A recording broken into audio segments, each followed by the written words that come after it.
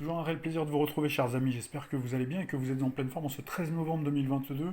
Vous l'avez compris à la lecture du titre de cette capsule. Nous allons parler dans cette vidéo de sport, nous allons parler de football, nous allons parler de compétition et nous allons parler de prédictions sur cette Coupe du Monde qui va se dérouler au Qatar du 20 novembre au 18 décembre. 18 décembre qui sera la date de la finale.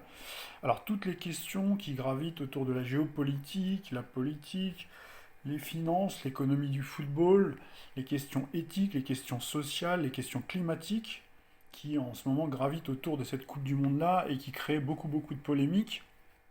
Tout ça on met de côté, on va se concentrer uniquement sur la partie footballistique, la partie sportive et la partie prédictive. Pour les personnes qui sont intéressées en revanche sur ces questions-là, puisque c'est vrai qu'on avait l'habitude de traiter des questions d'actualité et d'aller assez loin parfois dans nos propositions sur YouTube. Donc là maintenant c'est beaucoup moins possible. Donc si vous le souhaitez, vous pouvez vous rendre en revanche sur Facebook, puisque j'ai d'ores et déjà publié le 9 novembre dernier un article livrant mes ressentis, mes prédictions et quelques analyses sommaires sur le plan astrologique. Et il y a eu déjà quelques réactions pour ainsi apporter votre contribution, vos idées sur ces sujets annexes au caractère purement sportif, les sujets polémiques qui sont très importants et qui à mon avis vont occuper beaucoup le terrain et l'espace médiatique, mais nous on va rester vraiment focus sur le caractère prédictif. Alors je vous fais cette vidéo là aussi parce qu'on m'a sollicité en amont un journaliste de 90 minutes au mois de janvier, donc m'avait contacté pour faire des prédictions sur la Coupe d'Afrique des Nations, et nous avions débordé également sur la Coupe du Monde, et je m'étais lancé sur quelques prédictions, et il a à nouveau fait appel à moi, donc il devrait normalement publier un nouvel article. Dans cette vidéo là vous allez voir, je vais être très simple, je vais vous exposer les choses très simplement, on ne va pas se perdre en conjecture. Donc on va commencer tout de suite par l'équipe de France, puisque forcément c'est ce qui nous intéresse. Est-ce que les Bleus de Didier Deschamps vont conserver leur titre de champion du monde après un parcours plus que mitigé en Coupe d'Europe et ces derniers temps avec des résultats plutôt en demi-teinte lors des matchs intermédiaires, notamment contre le Danemark. Donc là ils ont une revanche à prendre puisqu'ils vont se retrouver contre eux, il me semble que c'est sur le deuxième match, la poule de l'Australie et de la Tunisie. Et donc, est-ce qu'ils peuvent aller plus loin que les huitièmes de finale, puisqu'ils s'étaient arrêtés prématurément, vous vous en souvenez, contre la Suisse, dans un match assez particulier, avec une remontée, et puis après, ils se sont retrouvés en prolongation, tir au but, etc. Donc, ils se sont fait sortir au tir au but. Et là, est-ce qu'ils peuvent aller beaucoup plus loin que les huitièmes de finale? Donc, je dis oui. Pour moi, je pense que l'équipe de France devrait aller plus loin, normalement, dans cette Coupe du Monde, que les huitièmes de finale. Après, quand elle a gagné, là, en revanche, je suis beaucoup plus réservé et beaucoup plus pessimiste, même s'ils peuvent tutoyer. Donc pourquoi pas les demi-finales, le dernier carré, voire même pourquoi pas atteindre le stade final. Et quand elle a gagné, donc je porterai plus mon choix sur une équipe plus itanophone, donc c'est-à-dire soit le Brésil ou le Portugal, donc qui pourrait remporter cette édition de la Coupe du Monde 2022. Donc vous avez vu, j'ai pas fait durer le suspense très longtemps. Alors forcément, j'entends d'ici donc les supporters de l'équipe de France, les fans de l'équipe de France être très déçus par mes prédictions, mais après, vous savez, c'est à la fin du bal qu'on paye les musiciens, parce que je fais ces prédictions-là que ça va être exact. Peut-être qu'ils vont me faire démentir et déjouer mes pronostics, en tout cas c'est tout le mal qu'on leur souhaite d'aller le plus loin possible dans cette compétition, de conserver toutes leurs armes, ce qui ne sera pas une mince affaire, puisqu'avec ce ciel très chargé en signe mutable, avec Jupiter-Neptune en poisson, donc il y a un signe qui est lié aux maladies infectieuses, qui est lié aux blessures, qui est lié aux hospitalisations, donc il va être au carré de Mars dans le signe du Gémeaux.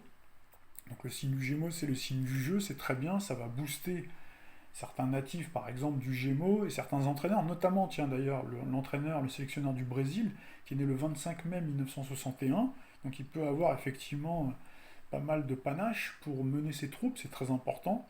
Alors, c'est ce qu'on regarde hein, quand on fait de l'astrologie, on ne peut pas regarder tous les joueurs, donc on jette un coup d'œil au thème de l'entraîneur notamment. Hein, dans le mot entraîneur, il y a le mot entraînement, donc quelqu'un qui vous entraîne, mais qui est leader, qui est le bout en train, qui vous stimule. Hein. Vous vous souvenez, ceux qui ont vu le film hein, Les yeux dans les bleus, Aimé Jacquet, tout le monde pensait que c'était quelqu'un qui était très mou. Finalement, bon, ils ont vu dans les vestiaires comment il remontait les bretelles aux joueurs. Quand ça allait pas, bah c'est ce qu'il faut. Et Mars, effectivement, donc, va donner de l'énergie. Mais c'est à double tranchant, puisqu'on retrouve Jupiter-Neptune en poisson.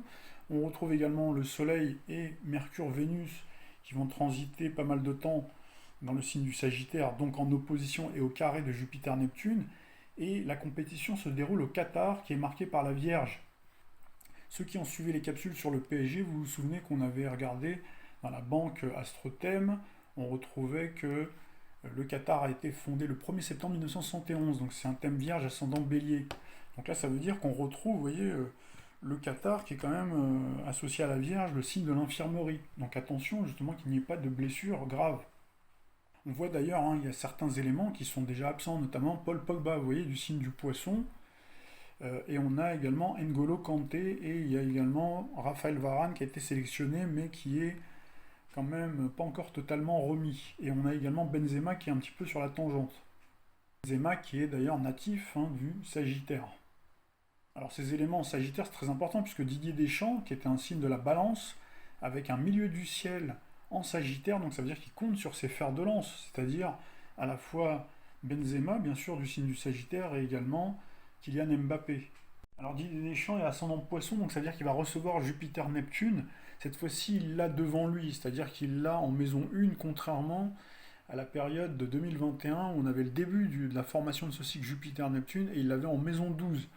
Alors la maison 12, c'est associé effectivement au Poisson également, hein. C'est la maison 12 qui est associée au 12e signe du zodiaque, mais c'est aussi une maison d'épreuve, ça peut être une maison de désillusion, c'est exactement ce qui s'est passé.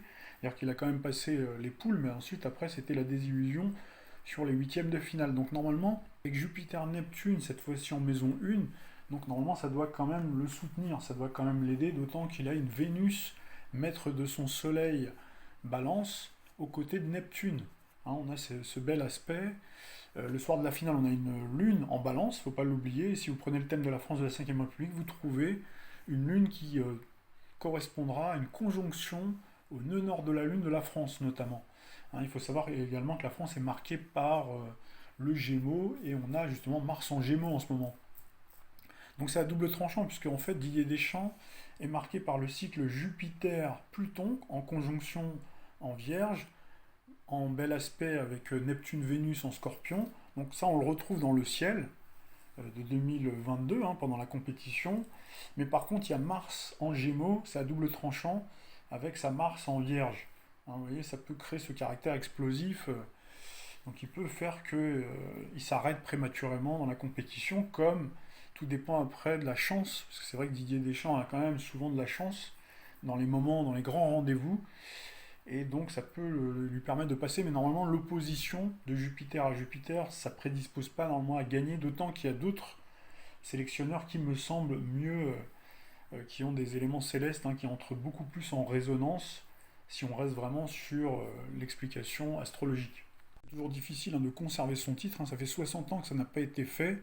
Donc la dernière fois c'était le Brésil de 1962, qui consécutivement à sa victoire en 1958, première victoire, avait enchaîné une deuxième Coupe du Monde victorieuse.